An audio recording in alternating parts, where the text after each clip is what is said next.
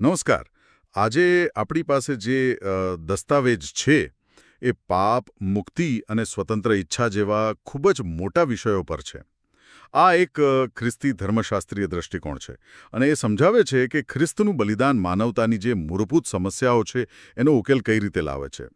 તો આજે આપણે એ સમજવાનો પ્રયત્ન કરીશું કે આ લખાણ પ્રથમ આદમની નિષ્ફળતાને અંતિમ આદમની સફળતા સાથે કેવી રીતે જોડે છે. ચાલો આમાં ઊંડા ઉતરીએ. આ સ્ત્રોતની શરૂઆત છે ને એકદમ સીધા અને ધારદાર વાક્યથી થાય છે. જે કોઈ પાપ કરે છે તે પાપનો ગુલામ છે.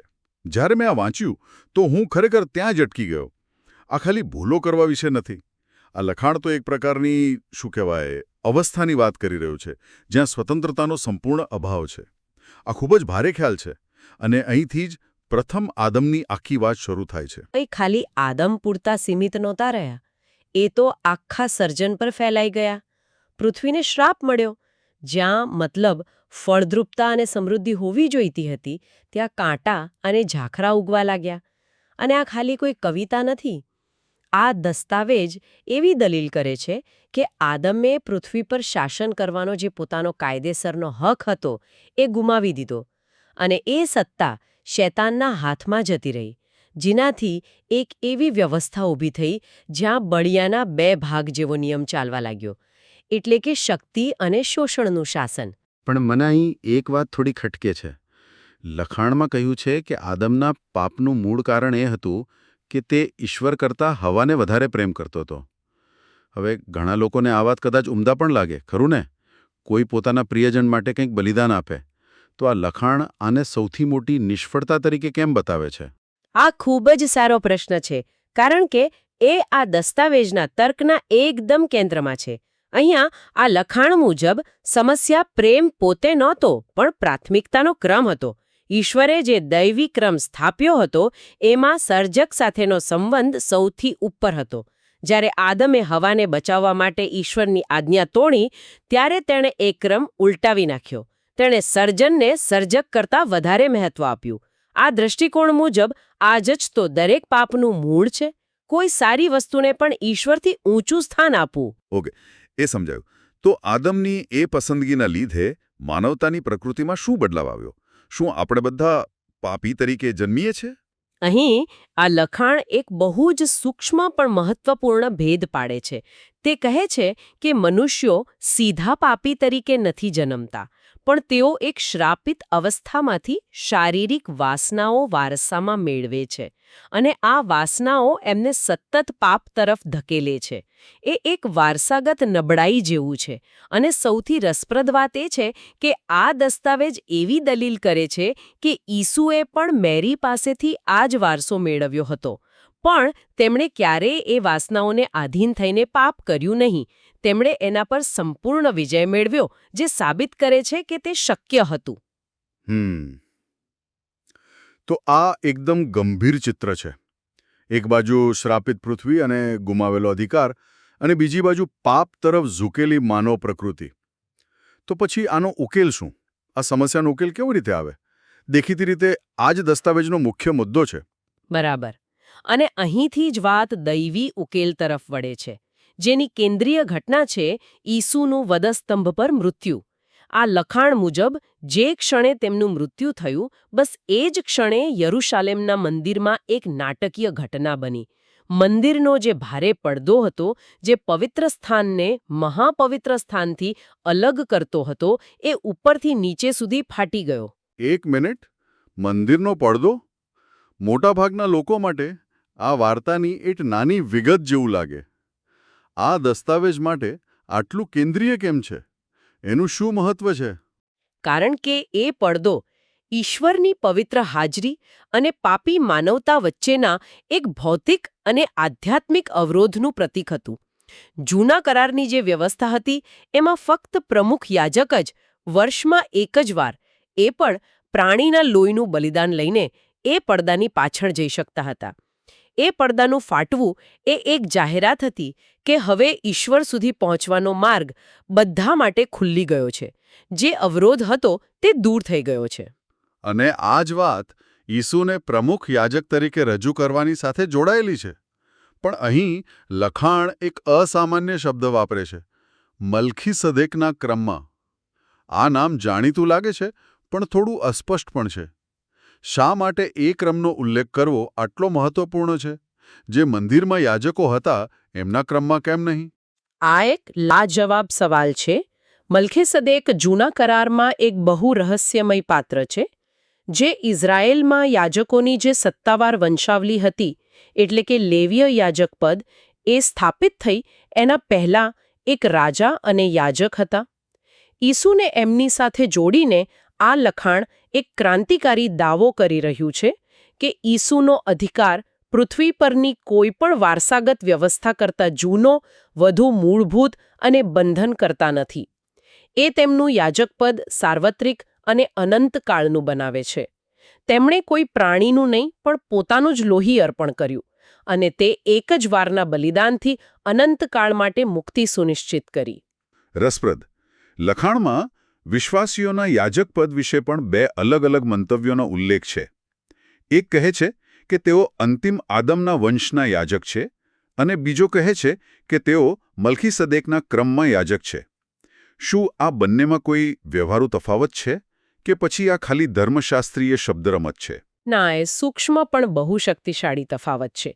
અંતિમ આદમના દ્રષ્ટિકોણ મુજબ યાજક પદ એ જે ગુમાવાયું હતું તેની પુનઃસ્થાપના પર ભાર મૂકે છે. પ્રથમ આદમે જે ગુમાવ્યું તે અંતિમ આદમે પાછું મેળવ્યું, જ્યારે મલ્ખીસદેકનો દ્રષ્ટિકોણ એક તદ્દન નવી વાસ્તવિકતા પર ભાર મૂકે છે. ઈશ્વર સાથે કેવો સીધો સંબંધ જે પ્રથમ આદમ પાસે પણ નહોતો.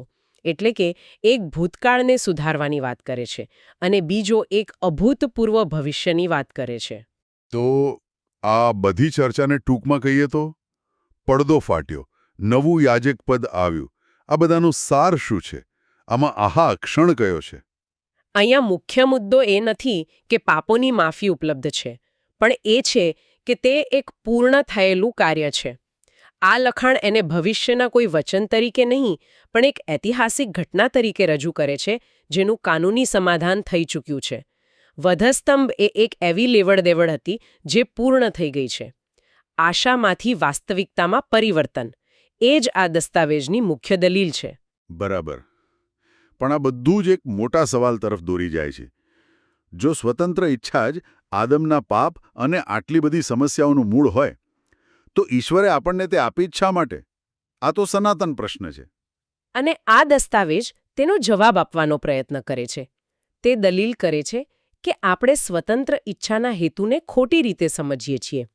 સ્વતંત્ર ઈચ્છા એટલે પસંદગી કરવાની ક્ષમતા, જેમાં પાપ કરવાની સંભાવનાનો પણ સમાવેશ થાય છે. આ લખાણ કહે છે કે અપૂર્ણ સ્વતંત્ર ઈચ્છા ધરાવતું કોઈ પણ પ્રાણી સમય જતાં પાપ કરશે જ. તેથી ઈશ્વરે જીવોને એવી સ્થિતિમાં બનાવ્યા જ્યાં તેઓ પાપ કરી શકે, પણ તેમને સજા કરવાના અંતિમ ઉદ્દેશ્યથી નહીં, પણ વધસ્તંભ દ્વારા તેમની એ જ સ્વતંત્ર ઈચ્છાને પૂર્ણ કરવા માટે. ઓકે, આ થોડું જટિલ છે. ચાલો આને વધુ સરળ રીતે સમજીએ. તો શું આ લખાણ એમ કહી રહ્યું છે કે આપણે આપણી જાતે, આપણી શક્તિથી ઈશ્વરને પ્રેમ કરી જ નથી શકતા? કે આપણને પહેલાં પ્રેમ મેળવવાની જરૂર છે, અને આપણી સ્વતંત્ર ઈચ્છા એ પ્રેમ અને કૃપાને સ્વીકારવાની ક્ષમતા છે? બિલકુલ, તમે એને બરાબર પકડ્યું છે. સ્વતંત્ર ઈચ્છા એ પ્રેમ ઉત્પન્ન કરવાનું સાધન નથી, પણ પ્રેમને પ્રતિસાદ આપવાનું સાધન છે. વધસ્તંભ પર પ્રગટ થયેલા ઈશ્વરના પ્રેમને જોયા પછી વ્યક્તિ પાસે તેને સ્વીકારવાની કે નકારવાની પસંદગી હોય છે. અને આ જ વિચાર સર્જનને એક પ્રક્રિયા તરીકે જોવાની વાત સાથે જોડાયેલો છે. સર્જન માત્ર એક ઘટના નહોતી, તે ઈશ્વરના સ્વરૂપમાં એક જીવના પૂર્ણ થવાની લાંબી પ્રક્રિયા છે. અને એ પ્રક્રિયાનો અંતિમ ધ્યેય એવી સ્થિતિએ પહોંચવાનો છે જ્યાં પાપની સંભાવના જ ખતમ થઈ જાય, કારણ કે જીવે ઈશ્વરના પ્રેમને એટલી ઊંડાણથી સમજી અને સ્વીકારી લીધો છે કે પાપ કરવું એ કોઈ અર્થપૂર્ણ વિકલ્પ જ નથી રહેતો. ઠીક છે. તો આપણે સમસ્યા જોઈ, એનો ઉકેલ જોયો. હવે અંતિમ તબક્કાની વાત કરીએ. પુનઃસ્થાપના. અહીં અંતિમ આદમનો ખ્યાલ ખરેખર કેન્દ્રમાં આવે છે. આ બધું જે ગુમાવાયું હતું તે પાછું મેળવવા વિશે છે, બરાબર?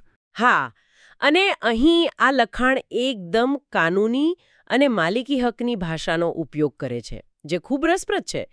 તે કહે છે કે પ્રથમ આદમે પાપ કરીને પોતાના શરીર અને પૃથ્વી પરના શાસનનો માલિકી હક જાણે કે એક દસ્તાવેજ કે ટાઇટલ ડીડ શૈતાનને વેચી દીધો.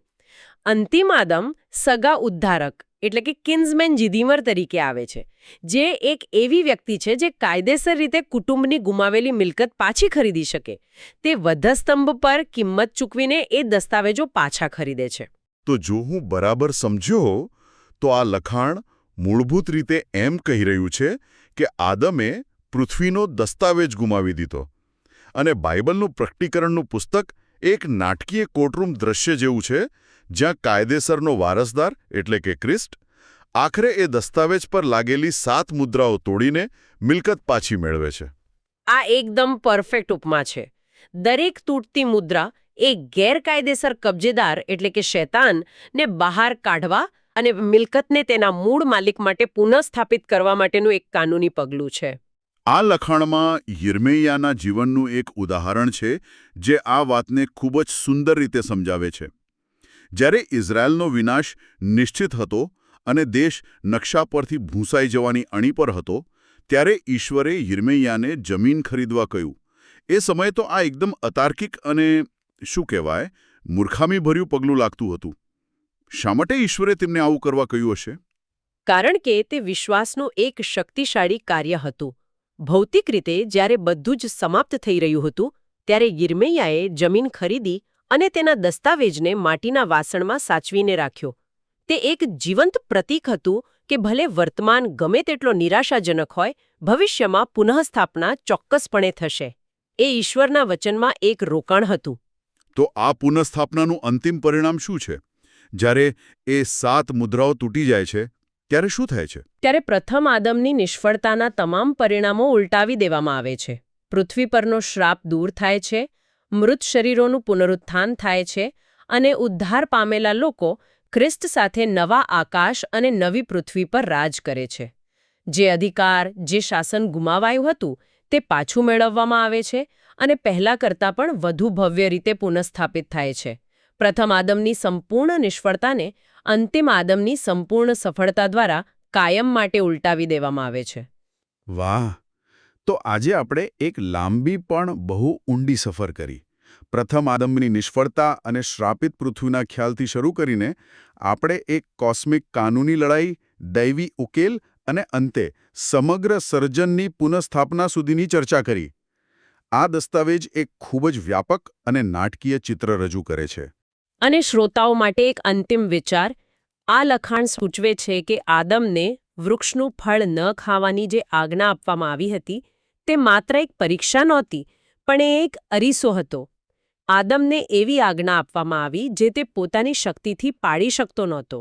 આનો હેતુ એને શરમમાં નાખવાનો નહોતો, પણ એને પોતાની આંતરિક નબળાઈ અને એક ઉદ્ધારકની જરૂરિયાતનું ભાન કરાવવાનો હતો.